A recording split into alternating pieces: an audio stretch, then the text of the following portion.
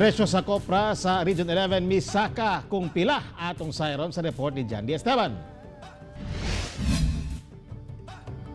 Duha ka ektarya ang kalubihan ni Nanay Narcisa sa Barangay Likop, Samal District sa Samal Island. Niadtong nakalabayng tuig, halos walay kita si Nanay tungod sa kabarato sa Kopras. Halos igo na daw niya mabawi ang kapital kay dako kaayo ang iyang bayad sa labor. Unya ang labor din among pababaan. Lugi gyud na sa kaya ang among makuha sa budiga nga anak nga time dili na mo babayaran sa anak nga harvest. Busa nalipay si Nanay karong misaka na ang presyo. Pero Dapat unta nga ang presyo sa Kopras unta mo kuan gani mo saka pag yun para sa atong sauna nga moabot ganig 30 plus sa ana maarang-arang na siya. Makaganan siya gid mi anak gamay.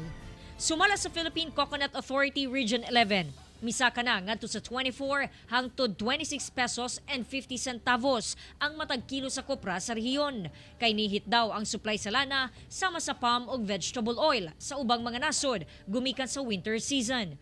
Nasayran nga ang nasod sa China ug India lakip na Europa ang pinakadakong market sa maong produkto.